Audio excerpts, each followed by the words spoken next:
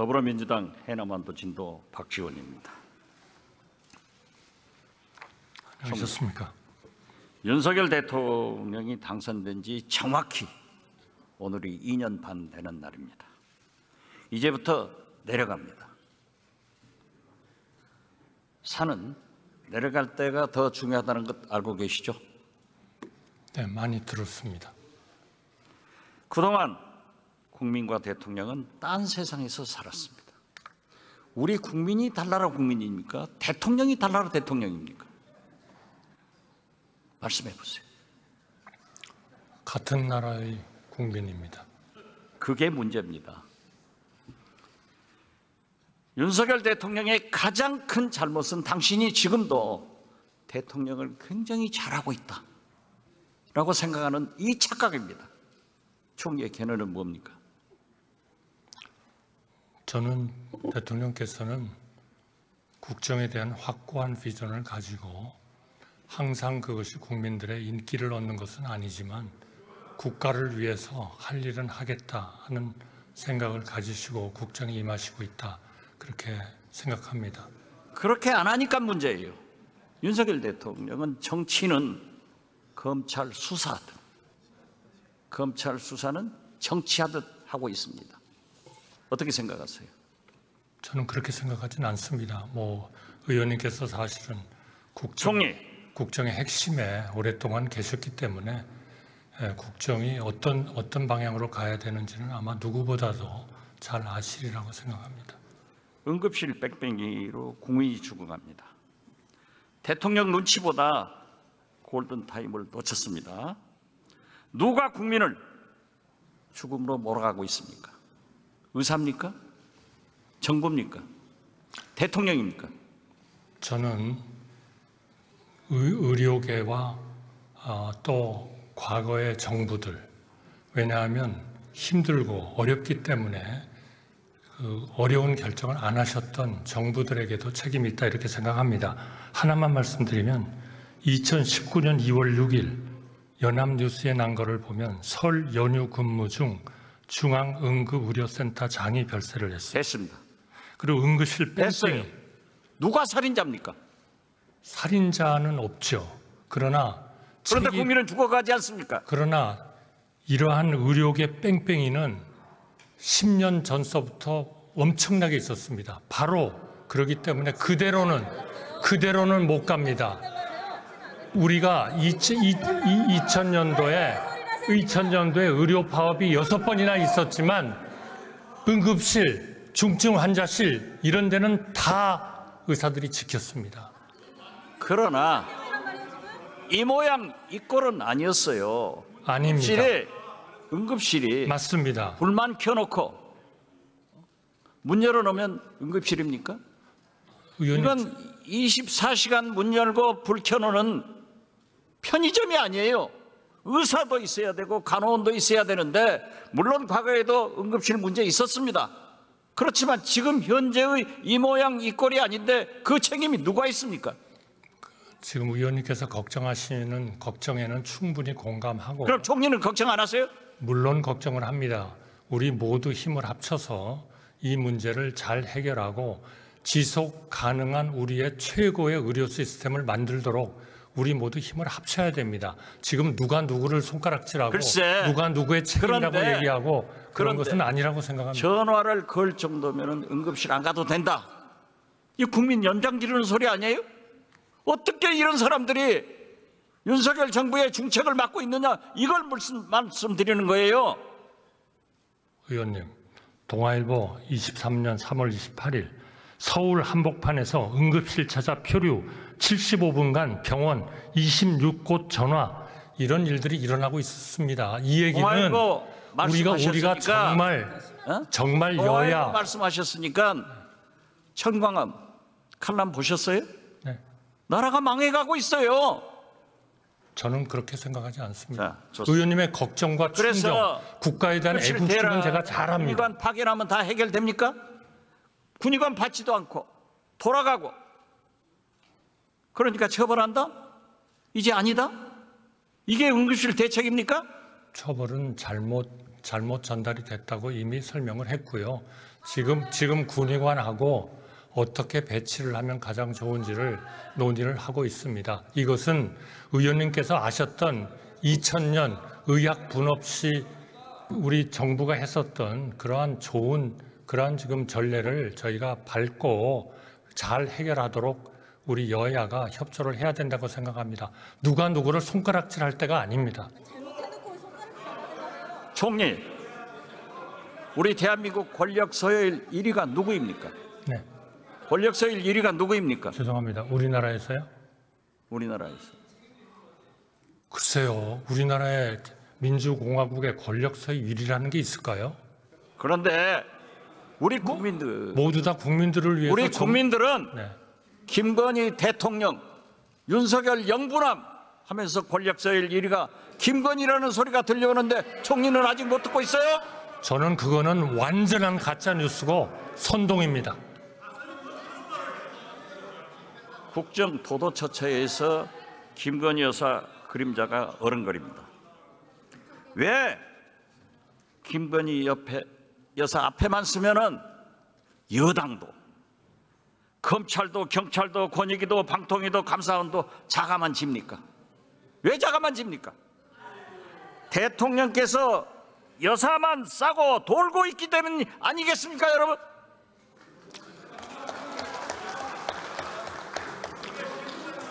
의원님, 잠깐. 누구보다도 의원님을 옆에서 잘 모시고 같이 총리 일했던 들어가세요. 법무장관 나오세요. 전직으로서 동의하기가 어렵습니다. 예. 네, 감사합니다.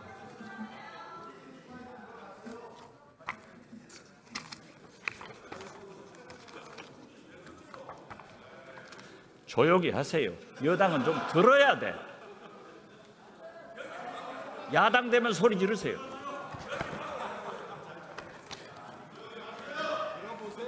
뉴스토마토 보도 보셨죠? 구체적인 내용을 말씀해 주시죠. 김건희 여사가 오선 의원인 김영선 전 의원에게 창원에 있지 말고 김해로 가라.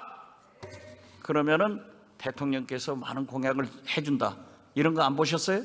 뉴스는 봤습니다. 봤죠? 예. 수사해야 되는 것도 아니에요? 의원님께서 말씀하신 뉴스는 봤습니다만 그 중에 어떤 구체적인 이것은요, 팩트를 제가 아직 확인한 바가 김건희 없어서 여사가 예. 중대한 선거 개입을 한 것이고 국정 개입을 한 것이고 나아가서는 이 자체가 국정농단이라고 생각하는데 법무장관은 어떻게 생각하세요? 제 생각에는 아직 구체적인 사실관계가 확정되지 않은 상황에서 언론 제기 의혹만으로 뭐 공직선거법 위반 여부를 말씀드리는 것은 적절하지 않다고 생각합니다. 예. 터질 게 터진 겁니다. 역사는 절대 지워지지 않습니다. 밝혀지는 겁니다. 그런데 시중에는 김건희 여사가 이 문자만 보냈겠느냐, 그리고 이 문자를 본 국민의힘 현역 의원이 2분이나 있고 5분이 진술하고 있는데 이것이 구체적 아닙니까? 그 내용을 만약 예. 야당에서 이런 일이 있었으면 검찰에서는 당장 인지수사했을 거예요. 의원님, 저희들 공정하게 하겠습니다. 예.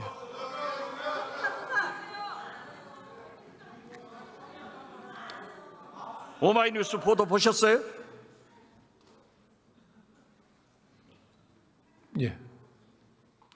1년 8개월 눈치 보던 감사원도 불법이라고 했습니다. 법원을 위반했으면 당연히 수사해야죠. 경호처, 감사원 등 성역 없이 수사할 것이죠. 일부 수사가 진행되고 있는 부분도 있고 지금 감사 결과가 또다시 나오면 거기에 불법적인 내용이 있다면 마땅히 수사가 진행될 것입니다. 네, 총리 다시 부탁합니다.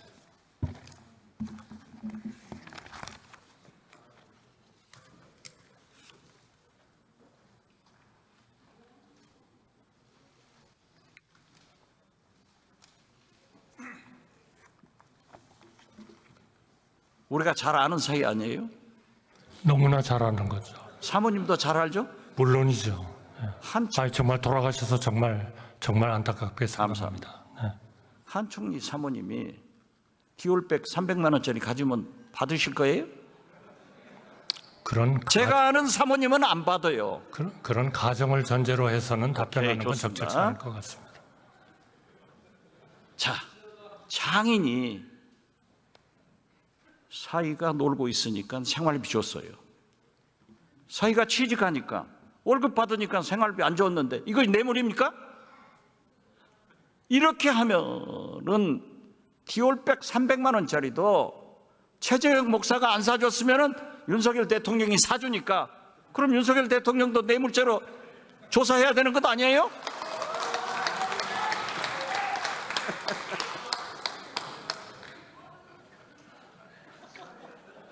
저는 의원님과 저는 그런 얘기를 할 정도의 관계는 아니라고 생각합니다. 네. 그렇게 말씀하셔야 총리 오래 하십니다. 아니 제가 존경하지 않습니까 의원님을. 한덕수 경제수석 비서실장님 하셨잖아요. 제가 비서실장 했잖아요. 제가 추천해서 오셨잖아요. 우리가 김대중 대통령 모시면서 IMF 외환위기도 극복해봤고 그 경제수석 때 스크린 쿼터 얼마나 소신 있게 반대했어요. 왜 지금은 말씀 못 하십니까?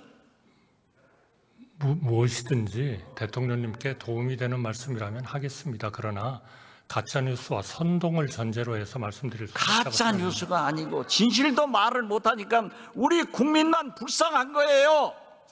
대통령이 잘못하면 총리라도 잘해야 될 것 아니에요. 잘하겠습니다.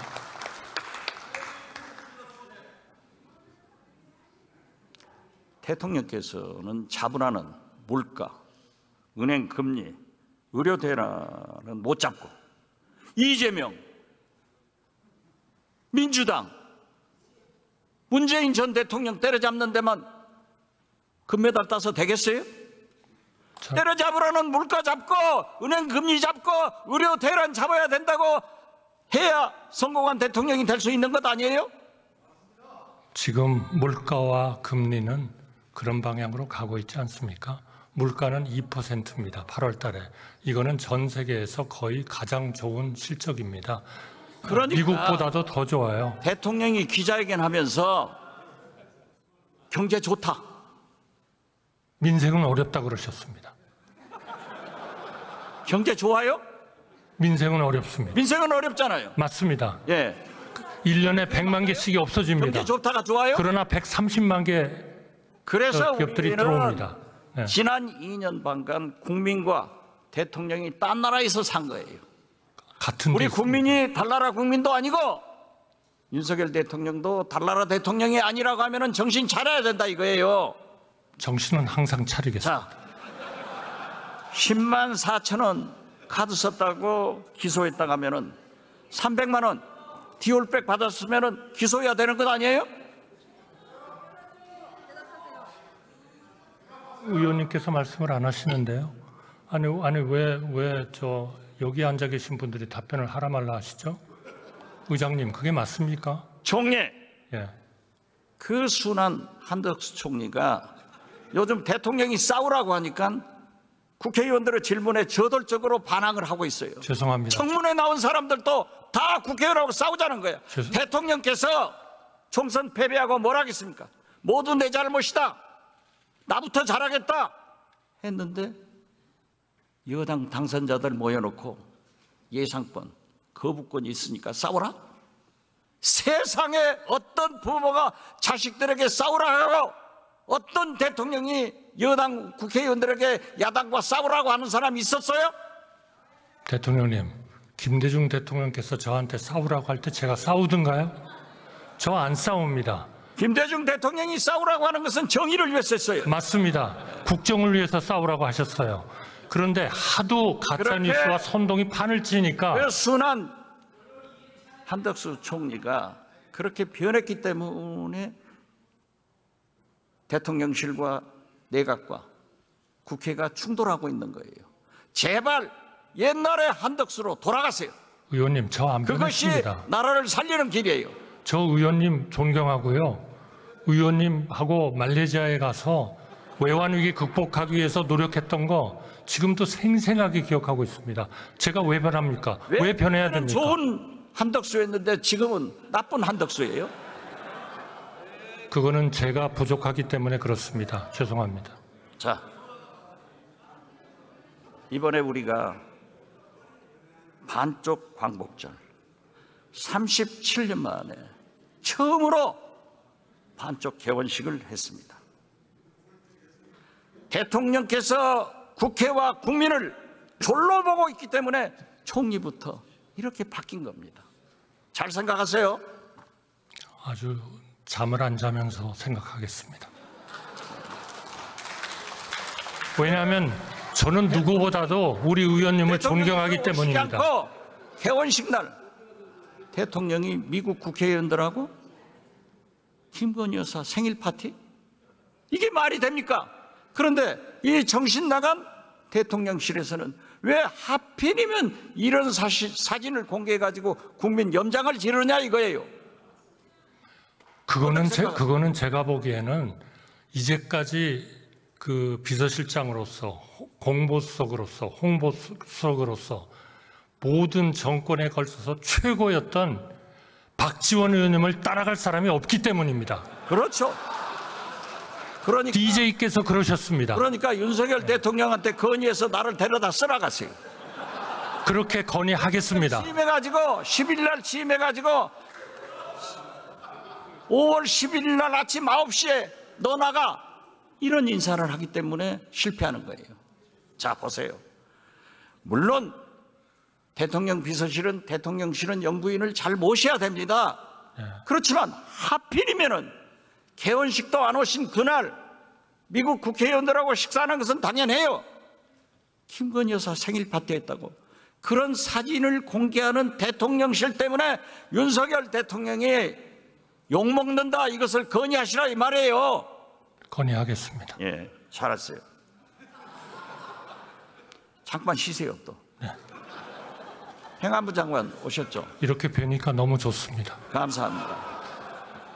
그러면 삼청동으로 초청이나 한번 해보세요. 사실은 저는 국정원장실에서 한 번쯤 부를 줄 알았습니다.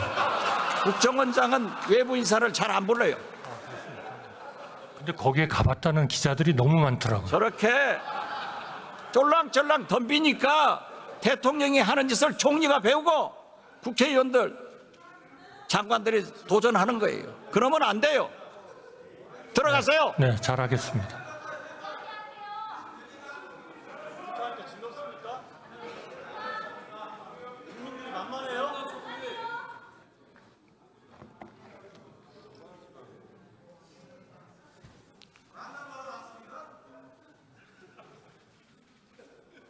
제가 소리 지르면 질문 안 하고 한없이 서 있을 거예요. 장관, 네. 행정구역 개편 생각 안 해봤어요? 네, 계속 생각하고 있습니다. 생각하고 있죠? 예, 그렇습니다. 그 생각을 한번 말씀해 보세요. 지금의 행정구역이라는 것은 사실상 조선시대부터 이어져 온 것이고 지방자치 시행된 지는 만 30년이 돼갑니다. 앞으로 우리가 다가올 30년은 지난 30년과는 너무나 다른 시대가 될 것이기 때문에 인구가 감소, 그다음에 지역이 소멸되는 국가적 위기 상황이기 때문에 이것을 어떻게든 극복하기 위해서는 행정체제 개편을 종합적으로 지금 다시 한번 검토해 볼 필요가 있습니다. 그래서 행안부 산하에 미래지향적 행정체제 개편위원회를 지난 5월에 발족을 해서요, 굉장히 심도 깊게 고민을 많이 하고 있습니다. 아주 잘하셨습니다. 인구 소멸, 네. 지방 소멸에 대한 대책 가지고 있어요? 그 대책이 쉽지는 않습니다만 방금 말씀하신 행정체제 개편을 비롯해서 행정 복층화냐 단층화냐 여러 가지 다양한 방안에 대해서 아까 말씀드린 바와 같이 제로 베이스에서 고민을 좀 많이 하고 있습니다. 예, 수고했습니다. 다시 한번 또 총리 나오세요.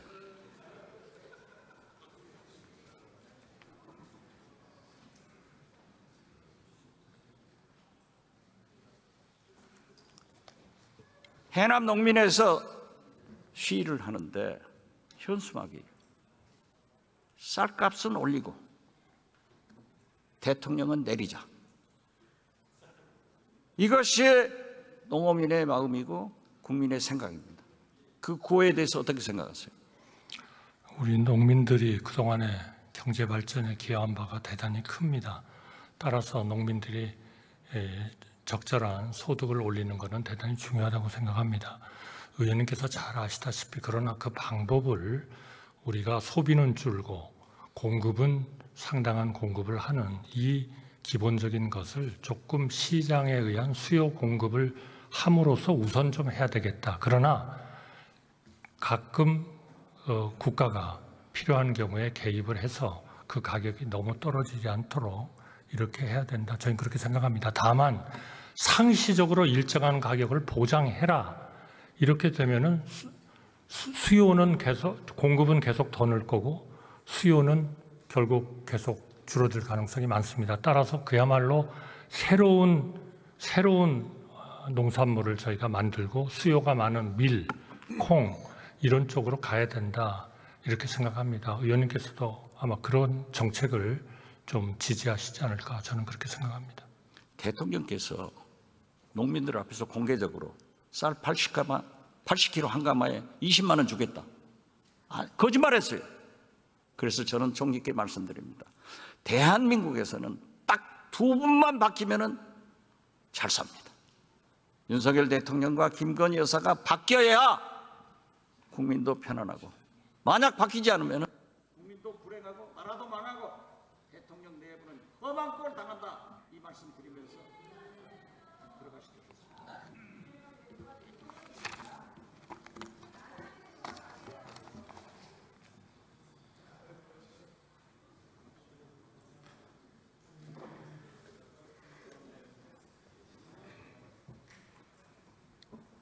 경청해 주셔서 감사합니다.